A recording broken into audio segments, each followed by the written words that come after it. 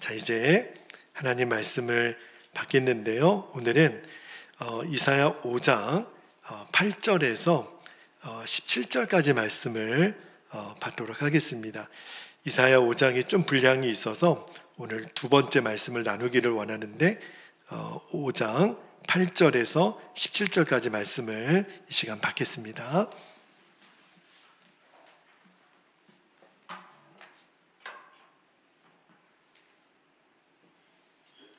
자, 8절부터 한 절씩 교독하여 우리 말씀을 받습니다. 8절 먼저 읽겠습니다.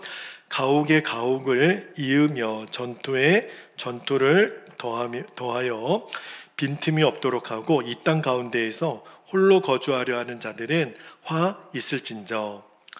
만군의 여호와께서 내 귀에 말씀하시되 정령이 허다한 가옥이 황폐하리니 크고 아름다울지라도 거주할 자가 없을 것이며. 10절 열을 가리 포도원에 겨우 포도주 한 바트가 나겠고 한 호멜의 종자를 뿌려도 간신히 한 에바가 나리라 하시도다. 아침에 일찍이 일어나 독주를 마시며 밤이 깊도록 포도주에 취하는 자들은 화 있을진저. 그들이 연회에는 수금과 비파와 소고와 피리와 포도주를 갖추었어도 여호와께서 행하시는 일에 관심을 두지 아니하며 그의 손으로 하신 일을 보지 아니하는도다. 그러므로 내 백성이 무지함으로 말미암아 사로잡힐 것이요 그들의 귀한 자는 굶주릴 것이요 무리는 목마를 것입니다. 14절 그러므로 스올이 욕심을 크게 내어 한량없이 그 입을 벌린즉 그들의 호화로움과 그들의 많은 무리와 그들의 떠드는 것과 그 중에서 즐거워하는 자가 거기에 빠질 것이라. 여느 사람은 굽부리고 존귀한 자는 낮아지고 오만한 자의 눈도 낮아질 것이로되. 16절 오직 만군의 여호와는 정의로우심으로 높임을 받으시며 거룩하신 하나님은 공의로우심으로 거룩하다 일컬음을 받으시리니 그때 어린 양들이 자기 초장에 있는 것 같이 풀을 먹을 것이요 유리하는 자들이 부자의 버려진 밭에서 먹으리라. 아멘. 하나님 말씀입니다. 자, 오늘은 13절 여기 앞부분에 그러므로 내 백성이 무지함으로 말미암아 이 말씀을 제목으로 삼고 말씀을 나눌게요. 자, 이사야 강의 이제 횟수로는 7번째지만 말씀은 5장 말씀을 지난주에 한 번, 오늘 한 번 더 말씀을 나눕니다. 여러분, 지난주 말씀, 수요 예배 말씀이 너희가 들포도를 맺으면 어찌 됨인고 이 말씀으로 여러분과 나누었어요.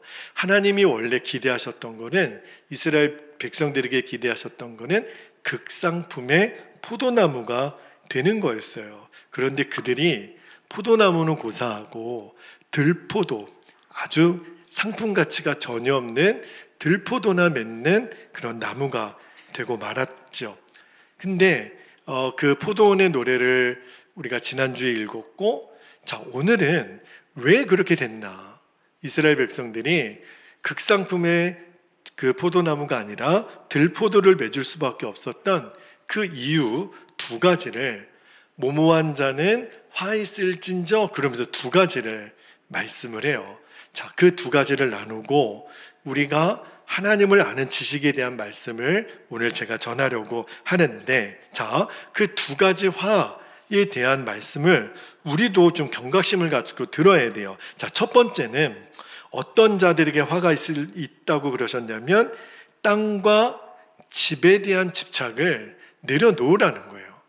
이 땅과 집, 사실은 여러분 제가 집착이라는 단어를 썼지만 좀 더 나가면 많은 사람들에게 있어서 이 땅과 집은요 거의 우상에 가깝습니다. 내 평생의 관심은 오직 땅과 집에 있는 사람들이 너무 많아요. 자, 8절 말씀을 다시 한번 볼게요. 8절에 보니까 가옥에 가옥을 이으며 전투에 전투를 더하여 빈틈이 없도록 하고 이 땅 가운데서 홀로 거주하려는 자들은 화 있을진저. 자, 여기 화 있을진저 그랬는데 어떠한 자들이냐면 한마디로 보면 땅과 집에 만족이 없는 사람.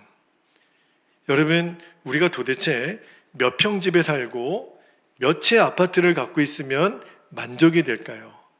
만족이 없다라는 거예요. 여러분, 이 부를 축적하는 데 있어서는 인간은 만족을 느끼지 못한다 그래요. 근데 문제는 이 부의 축적을요, 자기 혼자만 누리는 거예요. 그러니까 이사야 당시에 이 부자들은요, 어떤 특징이 있었냐면 자기들은 더 많은 땅과 더 많은 집을 갖기 위해서 가난한 자들을 착취하고 힘없는 자들의 것을 빼앗았단 말입니다. 지금 그들을 향한 질타예요. 여기 보니까 가옥에 가옥을 이으며 전토에 전토를 더해. 이 말이 무슨 말이냐면 계속 땅이 늘어나는 거예요. 계속 집이 늘어나는 거예요. 근데 여러분, 이럴 수가 없는 거예요. 왜냐하면 당시 이스라엘에게 하나님은 땅을 선물로 주셨죠. 여러분, 가나안 땅에 이스라엘의 지파가 들어갔을 때 여호수아가 각 지파별로 땅을 분배해서 나눠줍니다. 그죠? 그러면 지파별로도 다 똑같은 어떤 원칙을 가지고 땅을 다 분배하고 거기다가 이제 집 짓고 농사 짓고 살라고 다 분배했겠죠. 그리고 엄히 명하신 게 있어요. 여러분, 구약의 율법에 의하면 하나님이 우리 이스라엘 백성들에게 주신 땅은요, 절대로 매매할 수가 없습니다.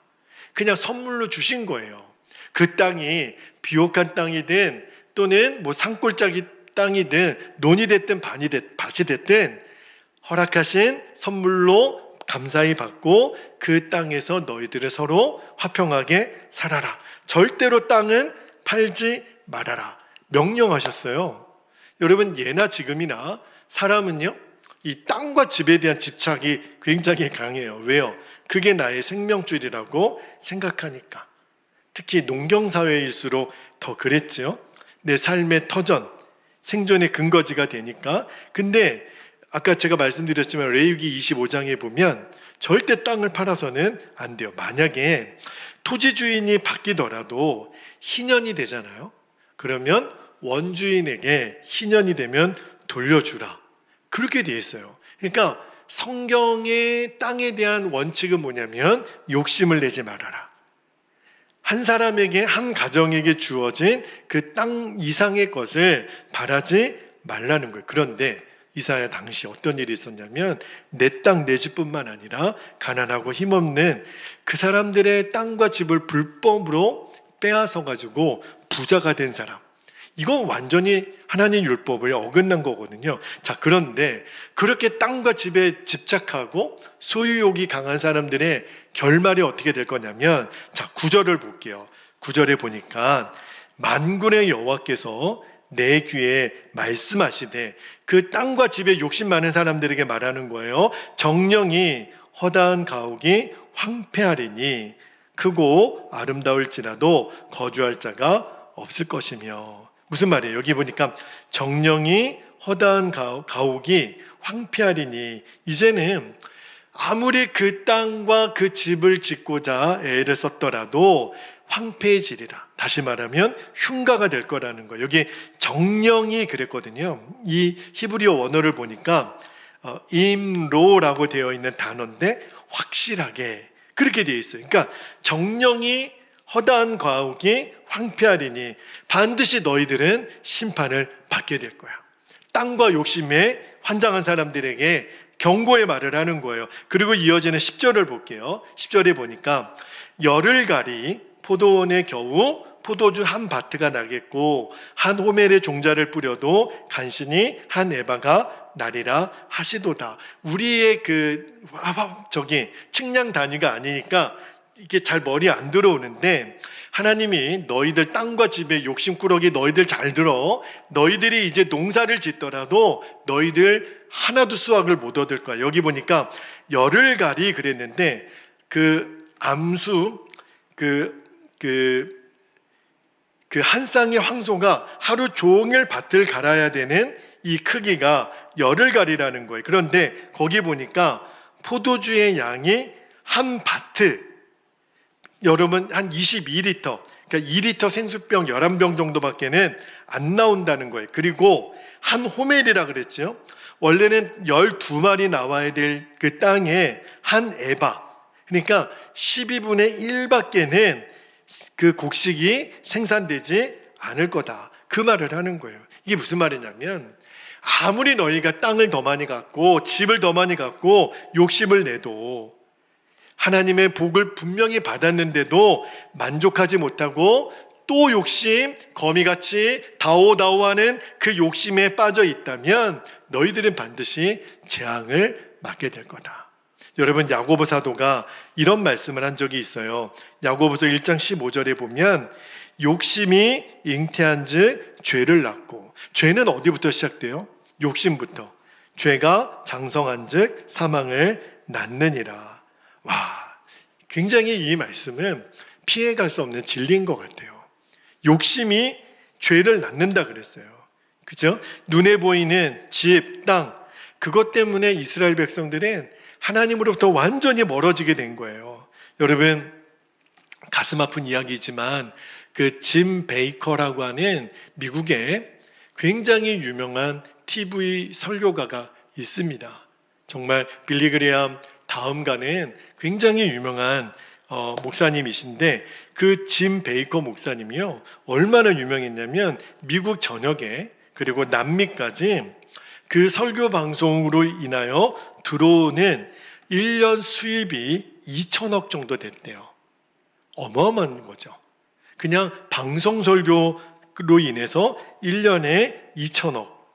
그러니까 엄청난 복을 받으신 거예요. 그리고 나중에는 방송국도 인수하고 호텔도 인수하고, 그리고 자기 가족들 휴양할 수 있는 큰 테마파크를 만듭니다. 그런데 문제는요, 이분이 시간이 지나면 지날수록 진짜 복음과 목회의 본질을 벗어나는 거예요. 자꾸 건물을 사기 시작하고 물질의 또 그 풍요로움에 빠지고, 그리고 이제 성도들에게 설교할 때도 하나님은 성도들에게 복을 주심으로 번영신학을 이야기를 하기 시작했어요. 결국은 어떻게 됐냐면, 시간이 지나니까 이분이 그렇게 누렸던 모든 부, 명예, 그리고 그분이 음란과 마약에 빠지고 완전히 이제 파산되고 붕괴하기 시작합니다. 결국 마지막에는 정신병으로 이송되고 그의 모든 비리와 추문이 드러나서 그가 감옥에 가게 돼요. 근데 나중에 그 이분이 감옥에서 꿈에 예수님을 만납니다. 그때 체험을 그가 나중에 이제 책에서 고백하기를, 예수님이 그 짐 베이커 목사님에게 이렇게 말씀을 하시더래요. 내가 원했던 건 너였어. 나는 너와 친밀하게 교제하는 게 너를 향한 나의 계획이었는데 너는 너무 바빴어. 너는 목회라고 하는 이름으로 구실 삼아 너무 바쁘게 너의 명예와 너의 부를 축적하는데 너는 너무 바빴어. 그래서 내가 너를 꺾어서 나는 너와 친밀하게 교제하고자 바로 이 자리로 너를 인도한 거야. 이 교도소로 인도했다고. 그 예수님의 그 음성을 들어요. 그리고 이분이 꿈에서 깨서 말씀을 펴니다. 그리고 말씀을 다시 묵상하는데, 여러분의 성경책에도 신약 성경은 예수님이 하신 말씀은 색깔이 어때요? 빨간색으로 되어 있어요. 그리고 예수님은 도대체 무슨 말씀을 하셨는지 그 빨간색으로 되어 있는 말씀만 읽고 또 읽었는데 뭘 깨달았냐면, 이때까지 내가 설교했던 내용은 예수님 말씀 하나도 없더라는 거예요. 내가 지금까지 성도들에게 번영신학이라는 이름으로 설교했던 내용은 예수님의 말씀과 아무런 상관이 없다라는 것을 깨닫게 됐어요. 그리고 그가 감옥에서 나와서 책을 씁니다. I was wrong, 그래가지고 내가 잘못되었습니다. 그 책에서 자신의 그 죄를 회개하고 번영신학이 얼마나 잘못된 우상인지를 이 짐 베이커 목사님이 폭로합니다. 여러분, 사람은 누구나 내가 풍요롭고 안정적이었으면 좋겠다. 집 한 채도 있고 좋은 차도 있고 여가생활도 즐길 수 있고 휴가 때 되면 해외로 여행도 갈 수 있는 그 정도의 풍요로움은 있으면 좋겠다. 여러분에게도 그런 생각이 있을 거예요. 예외가 없어요. 그러나 본질만큼은 잃어버려서는 안 됩니다. 내가 지금 그것을 누리고자 하는 그 본질이 하나님이 내게 허락하신 땅이 있어요. 요만큼의 땅. 그거는 팔지도 사지도 못하게끔 만들어 놓은 하나님이 나에게 주신 그 본분, 그 본질을 잃어버리면 우리는 엉뚱한 곳에서 만족거리를 찾게 돼요. 그리고 욕심이 점점 커져가지고 죄를 낳게 되는 겁니다. 그래서 나중에 사도 바울이 골로새 교회 성도들에게 편지를 이렇게 해요. 자, 골로새서 2장 16절 17절 말씀을 한번 볼게요. 본질을 잃어버리면 사람들이 어떻게 되냐면 16절 17절에 그러므로 먹고 마시는 것과 절기나 초하루나 안식일을 이유로 누구든지 너희를 비판하지 못하게 하라. 이것들은 장래일의 그림자이나 몸은 그리스도의 것이니라. 쉽게 말하면 이런 거예요. 본질을 잃어버리니까 자꾸 어떤 형식을 가지고 이게 옳으냐 저게 틀리냐, 그러니까 무슨 먹는 거, 옷 입는 거, 사실은 그게 본질이 아니거든요. 본질은 뭐라는 거예요? 예수 그리스도, 그리스도의 것, 몸은 그리스도의 거라. 그러니까 몸이신 그리스도에게 속한 삶을 살라는 거예요.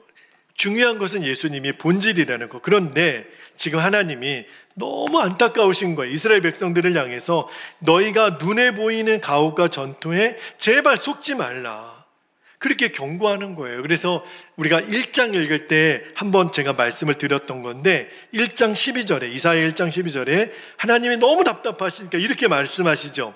너희가 내 앞에 보이려 오니 이것을 누가 너희에게 요구하였느냐, 내 마당만 밟을 뿐이니라. 예배를 드리러 왔는데 하나님 그분에 대한 관심은 아무것도 없어요.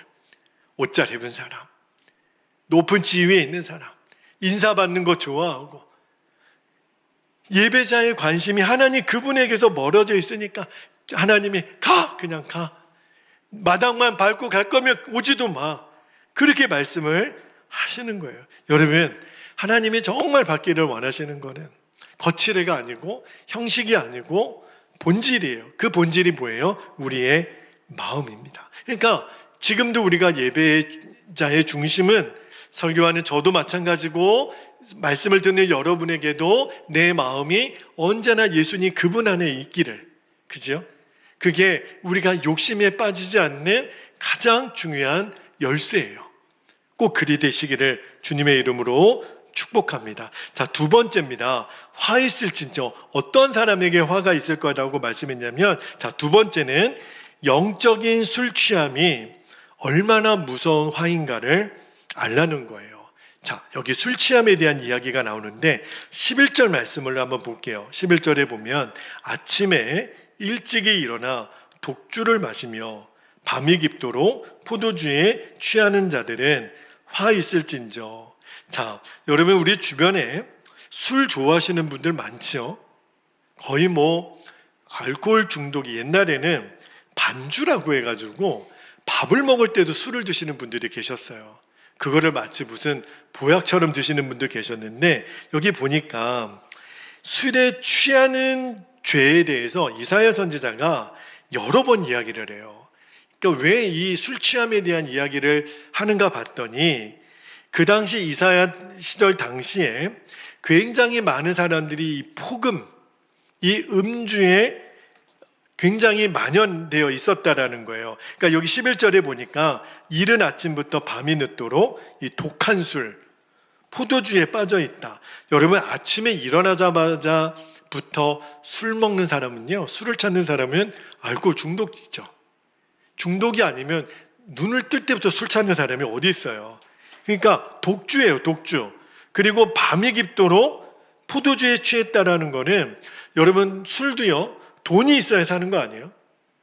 돈 없으면 술도 못 사죠. 근데 아침부터 밤까지 계속 술을 먹었다라는 거는 이 사람들이 삶이 풍요로웠다라는 거예요. 그거를 뒷받침해주는 증거가 어디 있냐면, 자, 이어지는 12절 앞부분을 볼게요. 12절 앞부분에 보니까 그들이 연회에는 수금과 비파와 소고와 피리와 포도주를 갖추었어도 연애가 뭐예요, 여러분? 술 파티예요, 술 파티. 매일 한다는 게 모여서 먹고 마시는 일을 했다는 거예요. 거기다가 수금, 비파, 소고 뭐예요? 밴드까지 동원해서 얼마나 화려하고, 그러니까 돈이 없는 사람은 상상도 할 수 없는 그러한 술 파티를 매일 했다는 거예요. 자, 그러니까 나타나는 현상이, 어떤 현상이 벌어지냐면 여기 12절 하반전에 보니까 그렇게 술 취하고 방탕하게 빠져 있고 나니까 12절 하반전에 여호와께서 행하시는 일에 관심을 두지 아니하며 그의 손으로 하신 일을 보지 아니하는도다. 그러니까 말씀을 잘 읽어보면 지금 이스라엘 백성들이 얼마나 악하냐면 의도적으로 하나님께는 관심을 갖지 않는 거예요. 하나님이 하시는 일에는 아무런 쳐다보지도 않는 거예요. 여러분, 우리도 그렇잖아요. 진짜 여러분, 사람이 빈정이 상한다고 그러죠. 언제 빈정이 상해요? 뻔히 알면서도, 그죠? 뻔히 알면서도 내가 지금 이렇게 좀 도와줬으면 좋겠는데, 아니 바빠서 그랬으면 이해가 되는데 일부러 관심도 안 갖고 쳐다보지도 않는 거, 그거보다 사람을 화나게 하는 일은 없죠. 그죠? 아니 모르면 모를까, 바쁘면 모를까, 알면서도, 시간이 있으면서도 전혀 관심도 안 갖고 쳐다보지도 않으면 사람이 마음이 상하잖아요. 근데 지금 이스라엘 백성들이 그렇다는 거예요. 그들이 시간이 없는 것도 아니고 하나님이 그들에게 은혜를 안 주신 것도 아니고 뻔히 하나님 앞에 드려야 될, 하나님께 관심을 갖고 하나님이 하시는 일을 바라봐야 되는데 이들은요 오히려 그들의 부를 누리는 거에만 집착했어요. 그러고 보니까 이 부라고 하는 거, 부자가 된다라는 거, 왜 예수님이 부자가 천국에 들어가는 것이 낙타가 바늘귀에 들어가는 것보다 어렵다고 말씀하셨을까? 쉽지 않다는 거예요. 부를 가진 사람이 은혜의 생활을 할 수 있다는 게 쉽지 않다는 거예요. 오히려 내가 많이 가진 것이 은혜에는 걸림이 된다는 거죠. 여러분, 술 취한 사람의 특징이 뭐예요? 분별력이 떨어져요. 그러니까 여기서 말하는 술 취하는 거는 우리가 진짜 마시는 술 의미도 있겠지만 세상에 취하는 거예요. 이 세상에 빠져 사는 거예요. 그러면 영적인 분별력은 잃어버리게 됩니다. 여러분, 하나님이 우리를 어떻게 사랑하셨는데요? 당신의 아들 예수 그리스도를 십자가에 내어 죽이시기까지 우리를 그렇게 사랑하셨는데 우리는 그 하나님을 홀대하고 무시하고 외면하고 관심도 갖지 않고 하나님 마음이 지금 너무너무 갈갈이 찢겨 계시는 거예요.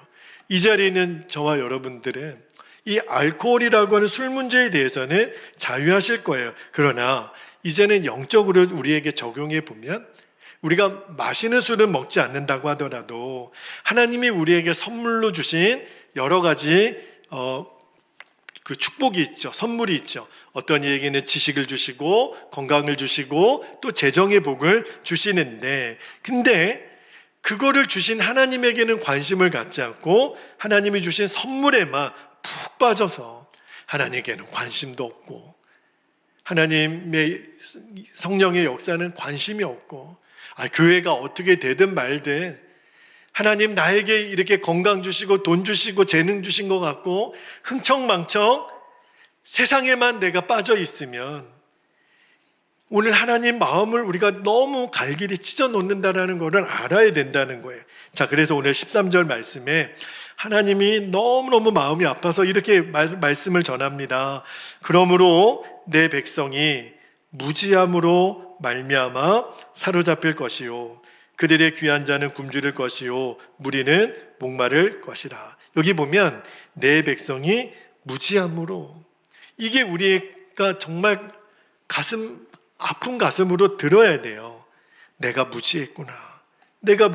여기 세번역 성경에 보니까 나의 백성은 지식이 없어서 굶주리고 목마를 것이요 그렇게 번역을 했더라고요. 그리고 호세아, 우리가 잘 아는 4장 6절에 어떤 말씀이 있냐면 호세아 4장 6절에 내 백성이 지식이 없음으로 망하는도다. 내가 지식을 버렸으니 나도 너를 버려 내 제사장이 되지 못하게 할 것이요 내가 내 하나님의 율법을 잊었으니 나도 내 자녀들을 잊어버리리라. 이렇게 말씀하셨어요. 여러분, 여기 13절에 사로잡히고 굶주리고 목마를 것이라고 하는 이 경고는 어떤 제가 이 말씀을 읽다가 어떤 장면이 하나 생각이 났냐면, 여러분 요한복음 4장에 예수님이 사마리아 여인과 만나는 장면이 나와요. 그때 여러분 여인이 물길로 정오에 나오죠. 사람 만나기 싫으니까. 근데 예수님이 물을 달라고 하니까 당신이 유대인인데 어떻게 사마리아인 여인에게 물을 달라 하십니까? 그때 예수님이 그 여인에게 정곡을 찔러요. 네가 남편이 5이 있었다. 아니 무슨 지금 뭐 불난 집에 무슨 휘발유 껴지듯이, 아니 왜 남의 사생활을 예수님이 폭로하는 거예요? 근데 예수님이 하신 말씀을 듣고 그 사마리아 여인이 고꾸라집니다. 왜냐하면 그에게는 마실 물을 기르러 온 그런 행위도 있었지만 그 여인의 진짜 문제는요, 내 인생의 목마름, 영혼의 갈증을 해결해 줄 수 있는 사람을 그는 못 만났던 거예요. 남편이 5 있었으면 뭐예요? 그는 늘 만족이라는 것을 누리지 못했거든요. 지금 이 13절에 나오는 그 하나님의 저주와 같은 경고가 너희들 그렇게 될 거라는 거예요. 너희들 사로잡히고 굶주리고 목마르게 될 거예요. 이게 굉장히 무서운 저주예요. 근데 여러분, 이사야 선지자가 왜 이스라엘 백성들을 향하여 너희가 좀 무지하다 이렇게 얘기했냐면, 지금 아까 말씀드렸지만 화 있을진저 왜요? 맨 관심이 땅, 집, 호화로운 삶, 술 취한 거, 거기에만 온갖 마음이 빼앗겨 있으니까 하나님에 대하여 관심이 없는 거예요. 너희들 진짜 무지하다. 너희들 정말 모른다. 그러면 여러분, 안다라는 것. 그러면 반대로, 그러면 무지한 거의 반대는 하나님을 아는 거잖아요. 여러분, 내가 안다는 거, 내가 지식이라는 건 뭘 말하죠? 여러분, 담배값 보시면 담배값에 뭐라고 이렇게 그 문구가 늘 써 있냐면, 지나친 흡연은 건강을 해칩니다. 그리고 어떤 때는요, 폐암 말기 사진을 거기다 붙여놔요. 이거 담배 피면 이렇게 될 거라고. 그런데도 여러분, 사람들이 그 담배를 사서 또 핍니다. 여러분, 담배가 몸에 해롭다라는 거를 담배 피는 사람도 알아요, 몰라요? 알아요. 이거 먹으면, 술, 담배 하면은 몸에 해롭다라는 거를 본인도 알아요. 근데 여러분, 그게 아는 것이 아니에요. 진짜 아는 사람은 어떤 사람이죠? 내가 지식, 감정, 의지를 가지고 담배를 끊을 때, 그러면 진짜 담배가 해롭다는 것을 아는 사람은 끊게 되는 거죠. 그죠? 행동이 따라야 한다는 거예요. 여러분, 우리가 하나님을 안다, 말씀을 안다, 내가 성경 몇 절에 무슨 말씀이 있는 거를 안다, 그게 아는 게 아니라 하나님 말씀을 안다라는 거는 내가 그 말씀에 기쁨으로 순종한다, 이게 하나님을 아는 거예요. 여러분, 하나님 뜻대로 사는 것까지 가야 하나님을 안다는 거예요. 여호와를 아는 지식이 뭐예요? 하나님이 얼마나 신실하시고 얼마나 위대하시고 사랑이 많고 정의가 많으신 그 하나님을 알게 되면 내 삶이 뒤집어지는 역사가 일어납니다. 우리가요, 하나님을 몰라서 그래요. 하나님 그분이 얼마나 크신 분이라는 것을 알게 되면 내가 진짜 자유가 생겨요. 그리고 그 하나님의 능력에 붙들리고 그분의 거룩하심에 사로잡힙니다. 그래서 사도 바울이 하나님을 아는 지식이 가장 고상한 거라고 그렇게 이야기를 하죠. 여러분, 전 세계에서 제일 높은 산 아세요? 에베레스트 산. 근데 어떤 학자가 에베레스트 산을 너무너무 사랑한대요. 그리고 연구하기 시작했습니다. 높이가 몇 미터인지, 또 지질이 어떻게 되어 있는지, 넓이가 얼마나 넓은지. 그래서 에베레스트 산에 대해서 논문까지 썼어요. 근데 문제는 한 번도 그 산에 가본 적이 없어요. 자, 에베레스트 산에 대해서 완전 박사학위까지 받았는데 사랑한다라고까지 말을 했는데 정작 한 번도 그 산을 가보지를 않았다면 이 사람은 에베레스트 산을 진짜 사랑하는 게 맞나? 헷갈려요. 여러분, 제가 왜 이 말씀을 드렸냐면 하나님을 안다라는 거, 저는요 에베레스트 산에 대해서 많은 정보를 갖고 있는 게 아니라 실제로 그 산에 가보는 것, 그게 중요할 것 같아요. 에베레스트 산에 가보면 주차장에 이런 편말이 붙어 있대요. 함부로 돌아다니다가 사고 나도 책임지지 않음. 그만큼 에베레스트 산이 험산이라 길을 잘못 잃으면 그 높이에 그 압력과 추위에 사람들이 많이 죽는다 그러죠. 얼마나 위험하면 그러겠어요. 그런데 여러분, 에베레스트 산에 대해서 많은 정보를 갖고 있는 것과 그 산을 실제로 올라가는 것은 무슨 차이가 있을까요? 그런 경고판도 봤지만 내가 한 발자국 에베레스트 산에 올라갈 때마다 그 산의 높이에 감탄하기도 하지만 그 광활함에 감탄하기도 하지만 올라갈 때마다 얼마나 조심하겠어요. 그리고 이 추위에 견딜 수 있는지 캠프는 몇 미터에 또 캠프를 만들고 몇 미터에 캠프를 만들고 또 견딜 만한 옷을 입고 음식을 준비하고 어디가 낭떠러지가 있고 이런 것들을 잘 경험하면서 안전장비를 채우고 등에다 짐을 싸서, 그러니까 저희 생각에는 저 사람들 왜 저 사서 고생을 하나, 그 맛을 모르는 사람들은 그렇죠. 그러나 그 등산한 사람들, 어몽길 씨 같은 분 나중에 이야기를 들어보면 그 산을 오르면서 인생을 배운다 그러잖아요. 그러면서 기뻐하고 슬퍼하면서도, 그러면서 나중에 그 산악인들이 이런 말을 한대요. 내가 이 산을 진심으로 사랑하게 됐다고. 그 느낌 여러분 이해가 되실까요? 내가 직접 그 산에 올라가면서 수없이 많은 생각과 고민과 그 경험들을 해보면서 그 산을 사랑하게 됐다라고 하는 그 고백. 제가 이 이야기를 여러분에게 드리는 이유는 우리가 하나님을 알아간다라고 하는 것이 이와 비슷하겠다. 그 존 무어라고 하는 사람이 산을 굉장히 좋아했대요. 근데 그분도 산을 빗대어서 하나님 사랑을 많이 얘기를 했는데 그분이 말한 존 무어라는 사람이 이런 말을 했더라고요. 내가 산에 대해서 아무리 많은 시간을 설명해도 산에 대해서 모른다 하지만 따로 시간을 내어서 나와 1시간만이라도 함께 등반한다면 그 사람은 그 산에 대해서 알게 돼 있다. 여러분, 산에 대해서 한 트럭 분의 책을 읽은들 사실은 1시간 가서 등산하는 것보다 못하다라는, 그러니까 백문이 불여일견이라는 말이 사실은 맞는 말이에요. 하나님 대해서도 마찬가지예요. 우리가 성경을 읽어요. 하나님에 대한 신학 서적들이 얼마나 많은데요. 그런데 그 많은 말씀들을 읽고 설교를 들었다 하더라도 그 하나님의 말씀이 내 삶 가운데 부딪혀 들어와서 그 말씀에 적용되지 않으면, 내가 오늘도 주신 말씀을 듣고 흘려보내는 게 아니라 오늘 그 말씀이 내 삶에 적용되어지도록 내가 붙들고 그 말씀을 붙잡고 한 걸음씩 한 걸음씩 내딛어보는 경험이 있는 사람이 하나님을 알아가는 거예요. 그러지 않으면 100번 설교를 들어도, 아무리 무슨 신학책을 읽어도 나를 변화시키지 못한다니까요. 지금 이사야 선지자가 너희가 여호와를 아는 지식이 없어서 망하도다. 그러니까 술에 빠지고 집과 토지에 빠져서 정신을 못 차리는 거예요. 왜? 하나님을 모르니까.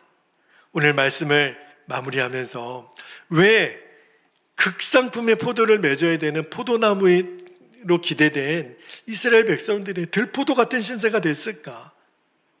모르는 거예요. 누구를요? 하나님 그분을. 오늘 우리가 기도할 때 하나님, 제가 정말 하나님을 알아가기를 원합니다.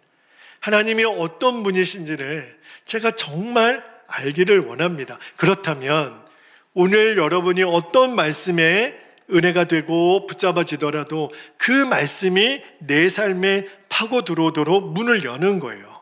그리고 그 말씀에 내가 순종하겠습니다. 그 결단을 오늘 저와 여러분이 꼭 드릴 수 있기를, 진짜 하나님을 아는 자만이 누리는 그 놀라운 은혜의 바다에 우리가 이제 들어가서 헤엄치기를, 그리고 은혜의 그 산에 우리가 직접 올라가 보는 거예요. 그리고 그 정상에서 하나님이 준비해 놓으신 그 하나님의 광활하심, 하나님의 위대하심, 하나님의 그 놀라우심을 우리들이 맛보아 알게 되는 그 체험이 있기를, 그 사람이 이 세상에 술과 향락과 또 집과 토지에 빠지지 않게 되는 거예요.